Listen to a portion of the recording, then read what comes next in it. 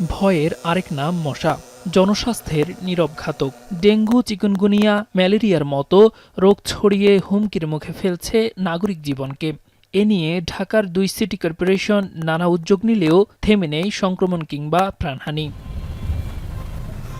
নগরী জুড়ে মশা দমনে ৭৫ বছর আগে গড়ে তোলা ঢাকা মশক নিবারণী দপ্তর একসময় স্বাস্থ্য মন্ত্রণালয়ের অধীনে থাকলেও বর্তমানে স্থানীয় সরকার বিভাগের আওতায় রয়েছে। তবে দপ্তরটির নিজস্ব ব্যবস্থাপনায় মশা মারার জন্য নেই আধুনিক সরঞ্জাম, নেই কীটনাশক বা যন্ত্রপাতি কেনার বাজেট, এমনকি নিজস্ব উদ্যোগে মাঠ পর্যায়ে কোনো কার্যক্রম পরিচালনার সক্ষমতাও নেই। এ দপ্তরের অধীনে বর্তমানে ২০০ জন কর্মকর্তা কর্মচারী কর্মরত থাকলেও মাঠ পর্যায়ের কর্মীরা ঢাকার ২ সিটি কর্পোরেশনের অধীনে যুক্ত। অন্যদিকে দাপ্তরিক কাজে নিয়োজিতদের কাটছে অলস সময়। নিচতলায় অফিস কক্ষে বসবাস করছেন কেউ কেউ।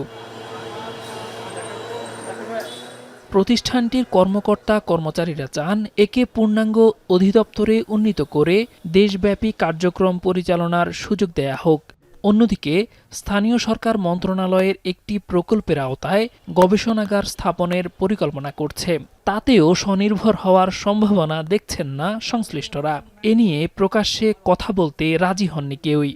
যেহেতু জনবল আছে, দপ্তর আছে, শুধু কীটনাশক আর যন্ত্রপাতি দিয়ে যদি আমাদের কর্মচারীগুলো তো প্রশিক্ষিত, এরা আপনার লাস্টে যে যোগদান করেছে ১৫ বছর প্রায়, তাহলে এই লোকগুলো যদি আপনার এরা তো জানে কীভাবে কী কাজ করতে, যে এটা স্বাস্থ্য মন্ত্রণালয়ে থাকা যুক্তিযুক্ত। বিশেষজ্ঞদের মত, দপ্তরটি সারা দেশে মশাবাহিত রোগ প্রতিরোধে গুরুত্বপূর্ণ ভূমিকা রাখতে পারে। মশক নিধনের জন্য খুবই কার্যকর একটা পদক্ষেপ নেওয়া প্রয়োজন। এটা আমরা ঢাকায় যারা ঢাকাবাসে আসি, এটা আমরা খুবই মনে করি এটা একটা সময়ের দাবি এবং এটা নেওয়া উচিত। কিন্তু এই কাজটা করতে গিয়ে যাতে সরকারের অর্থ বা সময় অপচয় না হয় এবং কাজটা যাতে করে ইফেক্টিভ হয়, এটা আমাদের কথা থাকবে। এদিকে রাজধানীসহ সারা দেশে এখন ডেঙ্গু, চিকুনগুনিয়ার প্রকোপ বাড়ছে। জ্বর হলেই আতঙ্ক ছড়িয়ে পড়ছে। ডেঙ্গুতে প্রেশারটা অনেক ফল করে এবং এখানেই বেশিরভাগ মানুষ মারা যায়। কিছু কিছু ক্ষেত্রে বিভিন্ন অর্গান ফেলিওর হয়। তো ডেঙ্গু তো ব্যাকটেরিয়ার মাধ্যমে হওয়া কোনো রোগ না, এটা হয় ভাইরাসের মাধ্যমে। সুতরাং এখানে অ্যান্টিবায়োটিকের কোনো রোলই নাই। বরঞ্চ অ্যান্টিবায়োটিক যদি আমরা ব্যবহার করি অপ্রয়োজনে, সেক্ষেত্রে আমাদের কিছু সমস্যা তৈরি হতে পারে।